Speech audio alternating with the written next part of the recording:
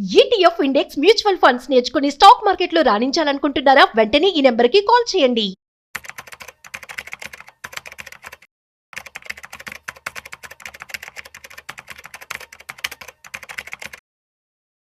Hello viewers, welcome back to our channel. ప్రస్తుతం మనతో పాటు ఉన్నారు stock market analyst Sundar Rama Reddy గారు. సార్తో మాట్లాడు.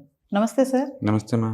సార్, నిన్న February 12th మార్కెట్ చూసుకుంటే చాలా డౌన్ఫాల్లో ఉంది. మరి దీనికి మేజర్ కాల్ డంప్ అనేది మేజర్ రీజన్ అంటే ఏమంటారు? సో బేసికల్గా లివరేజ్ పొజిషన్స్ చాలా ఎక్కువ ఉన్నాయండి సిస్టంలో, అవన్నీ క్లోజ్ అవుతా ఉన్నాయి అనమాట. ఎక్కువ సార్లు ఏం చేస్తామంటే, సపోజ్ ఇప్పుడు ఇంటర్నెట్ ట్రేడింగ్ చేస్తున్నాను అనుకోండి, మెజారిటీ కౌంటర్స్కి ఏంటంటే బ్రోకర్స్ ఆల్మోస్ట్ ఒక 60 to 70% దాకా లోన్ ఇస్తారు. అంటే లోన్ అంటే బై డిఫాల్ట్ ఎలిజిబుల్ ఉంటాయి. నేను రిలయన్స్ కొన్నాను అనుకోండి, నేను రిలయన్స్కి 20% మార్జిన్ కడితే చాలు, మిగతా డబ్బులు ఆటోమేటిక్గా ఎక్స్చేంజ్లో నాకు ఇస్తారనమాట. ఈవినింగ్ 3:90 కల్లా మీరు క్లోజ్ చేయాల్సి ఉంటుంది. సో అందుకని లివరేజ్ ఇంటర్డేలో ఫ్రీగా దొరుకుతుంది మనకు, వడ్డీ లేకుండా. కానీ స్టాక్స్ డెలివరీ తీసుకుందాం అనుకుంటున్నాను, నా దగ్గర మొత్తం కట్టిన డబ్బులు లేదండి, ఓన్లీ 20% ఉందనుకోండి, మనం బ్రోకర్స్ ఇస్తారు లోన్ నీకు, వాటిని మార్జిన్ ట్రేడింగ్ అకౌంట్ అంటారు. అంటే మార్జిన్ ఫండింగ్ అనమాట. ఇక్కడ వాటికి నువ్వు ఇంట్రెస్ట్ కట్టాలి. ఓకే, అదెంత ఉంటుంది అంటే లక్షకి రఫ్గా 40 రూపీస్ అలా ఉంటుంది పర్ డే.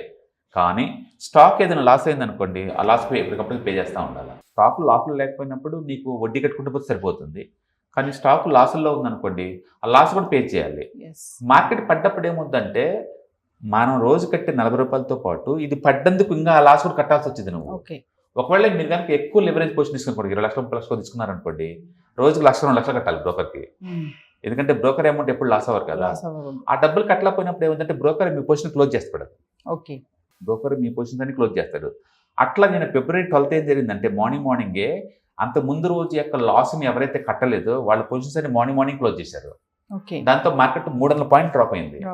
ఎప్పుడైతే బ్రోకర్ ఎంతవరకు డబ్బు కావాలో వాళ్ళకి అంతవరకు క్లోజ్ చేశారు, ఇంకా ఆగిపోయింది మార్కెట్. మళ్ళీ అక్కడి నుంచి రికవరీ స్టార్ట్ అయింది అనమాట, V-షేప్ రికవరీ. అందుకని ఎక్కువ సార్లు V-షేప్ రికవరీ ఎప్పుడు అవుతాయి అంటే, ఇలాంటి మార్జిన్స్ ట్రిగ్గర్ అవుతూనే అవుతాయి. ఓకే, మార్జిన్స్ యాక్చువల్గా మొన్న సెప్టెంబర్ మంత్కి అయితే 82,000 కోట్లు ఉందండి మార్జిన్ ఫండింగ్.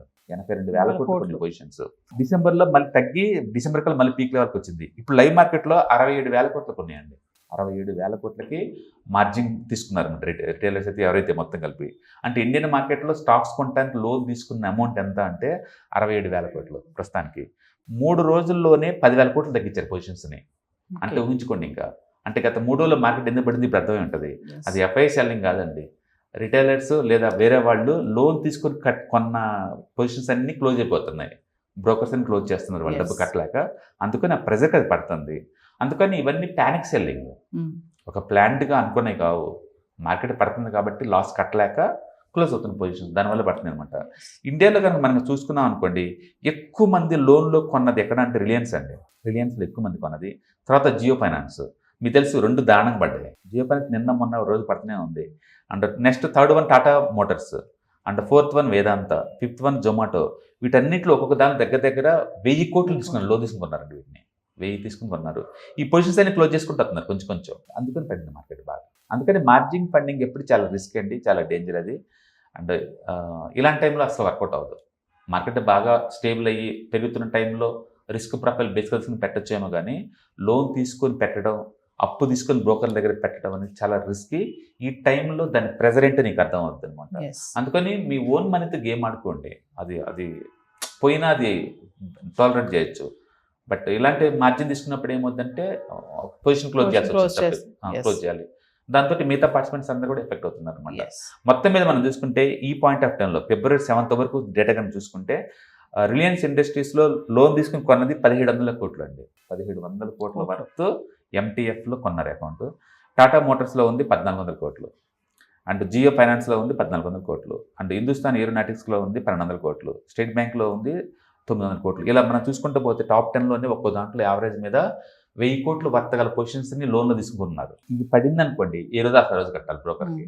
ఇంకెవరికి డబ్బు ఉండదు కాబట్టి కష్టం అనమాట. దాన్ని క్లోజ్ అవుతూ ఉంటాయి. ఈ ప్రెజర్కి మార్కెట్ షార్ప్ రియాక్ట్ అవుతుంది, కిందకి పైకి రియాక్ట్ అవుతా అనమాట. అందుకని డౌన్ సైడ్లో ఉన్నప్పుడు ఈ మార్జిన్స్ ఫండ్ ట్రేడింగ్ వల్ల చాలా ఇబ్బంది అవుతాయి. అంటే ఈ మార్జిన్ కాల్ డంప్స్ వస్తే ఏంటి సార్ అసలు? లేదు, నువ్వు మార్జిన్స్ ఇన్ టైంలో కట్టలేదు అనుకోండి, బ్రోకర్స్ ముందు మీకు అలర్ట్ పంపిస్తాడు, మీ పొజిషన్ ఇంత మైనస్లో ఉంది, మీరు డబ్బు కట్టండి, లేదా మీ పొజిషన్ క్లోజ్ చేస్తాం. క్లోజ్ చేస్తాం. ఆ టైంలో నువ్వు కట్టలేదు అనుకోండి, కట్టని డబ్బులు నా దగ్గర, బ్రోకర్ క్లోజ్ చేస్తారు ఆ పొజిషన్స్ వరకు. ఓకే. అప్పుడు సెల్లింగే కదా అది, ఆ సెల్లింగ్ కింద పడుతుంది. అట్లా ఇండియాలో ఉన్న అందరికీ తగ్గరైంది అనుకోండి ఆ కాలు, ఎంతమంది లోన్ తీసుకుంటే వాళ్ళకి మార్కెట్ పట్టడం స్టార్ట్ అవుతుంది. అందుకని మార్జిన్ ఫండింగ్ వల్ల వచ్చిన ఇబ్బందులు ఇవన్నీ. అంతే తప్ప అన్నిటికీ ఎఫ్ఐఎస్ అమ్ముతున్నారు కాబట్టి పడుతుంది అలా అంటాం కాదు. రిటైలర్స్ లోన్ తీసుకొని ఇన్ టైంలో కట్టలేక వచ్చిన దీనివల్ల అనమాట. బట్ ఇంతకుముందు అక్టోబర్తో తీసుకున్న డిసెంబర్తో పోల్చుకొని ఇప్పుడు పొజిషన్ సార్ తగ్గినాయి. ఇప్పుడు ఉంది 67,000 కోట్లకు అనమాట. That is equivalent of the 1 yearలో. అందుకని ఇప్పుడు మార్కెట్ మేబీ ఈ పొజిషన్ దగ్గర స్టేబుల్ అవ్వచ్చు. Thank you. హాయ్, స్టాక్ మార్కెట్లో వాలటిలిటీకి దూరంగా ఉంటున్నారా? పోర్ట్ఫోలియోస్ అన్ని కూడా రెడ్లో ఉండి బ్లీడ్ అవుతున్నాయా?